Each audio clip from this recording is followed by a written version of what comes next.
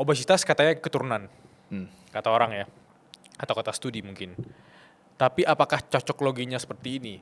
Mungkin keturunan itu sekitar 10%, 90% lagi yaitu keturunan habitnya dari keluarganya yang suka makan manis. Anaknya juga suka makan manis. Apakah itu make sense? Menurut gue 100% sih. Malah menurut gue 100% gitu? Karena habitnya. Contoh kenapa? Oh gitu, oke. Kalau menurut gue ya, kenapa? Karena kan kita bisa ngelihat kalau seandainya itu karena genetik, berarti persentase jumlah orang yang obesitas itu akan tetap sama dari masa ke masa karena itu genetik, it's genetic base. Contohnya bilang kalau seandainya suatu genetik itu bilang ada 5% di populasi, dari masa ke masa dia lebih 5% karena itu genetic base. Tapi kalau karena lifestyle itu akan meningkat seiring dengan perubahan lifestyle itu. Jadi kalau kita ngelihat dari sisi obesitas, seberapa banyak persentase orang obesitas zaman dulu dibanding sekarang. Sekarang itu hampir 50-60% kalau tergantung dari data-data yang mana kita lihat ya. Contoh kayak kemarin data Kemenkes yang ada Kemenkes ngerjain free medical check-up. Begitu mereka ngelihat wanita-wanita Indonesia, hampir 60% itu overweight dan obesitas. Kalau sana itu karena genetik, berarti zaman dulu itu harusnya 50-60% wanita Indonesia itu obesitas, tapi kan kagak. Oh iya. Berarti kan ada environmental factor di situ. Berarti ada faktor lingkungan, which is karena perubahan pola makan dan pola hidup kita kan. Faktor lingkungan. Yes, berarti ya betul. Menurut kalau abang bilang 90% karena faktor lingkungan, 10% genetik, ya itu masuk akal, sangat-sangat masuk akal. Aku tadi tidak berani menanyakan itu, aku kira memang sudah jadi faktor genetiknya kalau sisi obesitas atau penyakit lainnya. Ya, kalau menurut gue sih enggak, karena kan kelihatan perubahan. Mungkin selama ini aku tidak terlalu tahu tentang sisi penyakit atau makanan yang membuat kita gampang sakit dan segala macam ya. Sebenarnya selain ultra processed food, kita juga sering mendengar makanan-makanan yang dijanjikan bikin kita sehat ketika sarapan pagi. Kayak dengan kamu sarapan ini, kamu makan lebih sehat gitu. Tapi bukan makanan alami, misalnya. Let's say kayak roti gandum atau apapun itu. Apakah itu benar? Dan apakah itu bagian dari marketing juga atau gimana harusnya? Menurut gue sih ya itu definitely bagian dari marketing ya. Definitely bagian dari marketing. Kenapa? Karena kan nomor satu, itu bukan makanan umum kita sebagai orang Indonesia untuk konsumsi roti gandum. Karena gandum itu nggak tumbuh di Indonesia kan. Gandum kan datang dari negara-negara subtropis. Tapi anehnya kita itu adalah salah satu konsumen gandum tergede kan. One of the loh. Jadi ya definitely karena ya marketing sih. Yes. Yep. Even kayak aku lupa lagi namanya, kayak makanan yang untuk orang diet yang kayak bar gitu ya. Protein bar dan segala macam. Iya, menurut gue sih lagi-lagi kita harus lihat komposisinya. Jadi bagi teman-teman yang mau tahu apakah itu ultra processed atau bukan, look at the composition, lihat komposisinya. Lihat apakah banyak bahan campuran, contoh kayak emulsifier lah, pengawet inilah, pewarna inilah, dan segala macam itu kan kelihatan di komposisinya. Begitu makin banyak itu ya makin proses. Jadi bagi gue, kita makan suatu makanan yang komposisinya itu paling dikit. Contoh kita makan telur ya telur gitu. Kalau gue makan telur ya gue goreng telur, kasih garam dikit. Berarti kan komposisinya adalah garam dan telur. That's good. Ya kan, semua natural kita masak. Ya konsumsilah makanan-makanan seperti itu. Telur ya telur, ayam ya ikan, ikan ya ikan, daging sapi ya daging sapi. We can see it. Itu. Tadi di awal juga sempat menyinggung tentang walaupun tinggal di luar negeri, Bang Velios juga balik ke kampungan yang di Sumatera Utara tadi.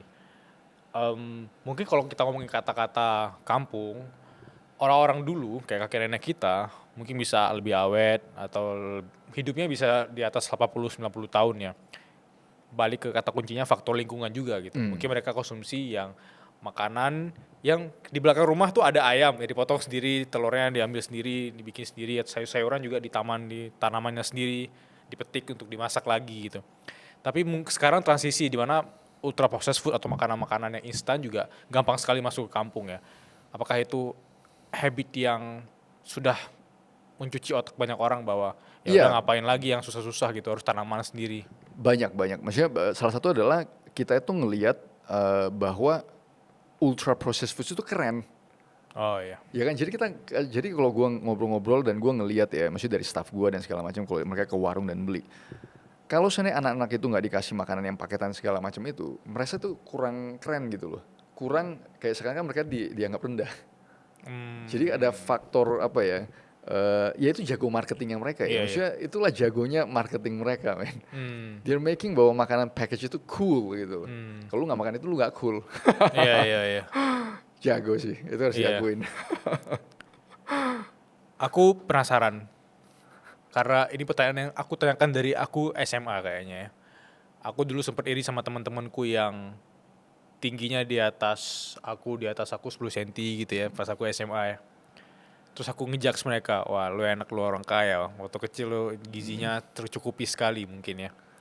Tapi apakah make sense kalau misalnya aku balik lagi ke fase aku 17 tahun, aku memperbaiki pola makan aku olahraga lebih rajin, apakah tinggi aku bisa di atas 10 cm dibandingkan sekarang? Kalau dari sisi studi yang ada ya, nutrition itu definitely plays a factor ya. Apa yang kita konsumsi, contohnya kalau dari sisi tinggi sih protein hewani itu udah pasti kelihatan sekali korelasi sekali dengan tinggi badan. Paling jelas adalah ada satu studi yang menarik, mereka tuh bandingin orang-orang Eropa Utara dengan Eropa Selatan. Jadi kan kalau kita ngelihat orang-orang Eropa Utara yang Scandinavian country, Denmark lah, terus Belanda, terus Denmark, Sweden, itu segala macam yang Eropa Utara, Jerman versus orang-orang yang Eropa Selatan, Spanyol, Portugal, Italy dan segala macam. Kenapa ada discrepancy dari sisi tinggi badan? Kenapa orang utara itu lebih tinggi daripada orang selatan? Ternyata mereka ketemu. Kemungkinan besar yang paling menjelaskan adalah orang-orang Eropa Utara itu konsumsi protein utama mereka itu dari dairy, dari susu, keju dan segala macam itu. Sedangkan Eropa Selatan majority pada saat itu mereka itu dapat proteinnya dari plant protein, wheat, dari gandum. Iya. Ya, jadi kan bisa ngelihat ya, orang Italia itu makan pizza, terus pasta. Jadi mereka itu predominantly adalah starches. Sedangkan orang Eropa Utara predominantly meat and dairy. Jadi kelihatan perbedaannya. Terus ada teman baik gue sih di New Zealand. Mereka tuh imigran dari Uganda. Oke. Jadi suaminya pendek, istrinya tingginya sama kayak gue, istrinya. Terus kan sama-sama orang Uganda. Terus gue nanya, jadi gimana background keluarga lu, maksudnya background tribe-nya, sukunya gimana? Terus teman baik gue ini yang suaminya, mereka itu datang dari area yang kebanyakan pertanian. Jadi nanam-nanam dan segala macam ya. Terus tribe dari istrinya itu datang kebanyakan dari penggembala. Oke. Jadi mereka itu makan banyak darah, jeroan, pokoknya semua yang itulah. Dan bisa kelihatan bang, suaminya segini gua, istrinya satu kepala sama gua. Dari maksudnya percakapan itu very interesting dan mereka itu cerita ke gua, ini kan istrinya setinggi gua.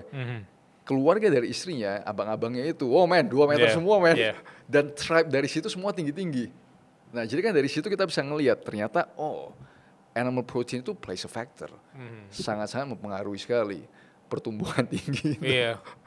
Iya, apalagi gak semua sih, maksudnya mungkin genetik ya mungkin ada ya, tapi ya nutrition juga plays a factor gitu. Aku sempat ingat ada temanku yang dia dari Aceh juga. Aku ingat kita berpisah itu di SMP. Kemudian dia berangkat ke Australia bareng keluarganya karena orang tuanya harus studi di Australia.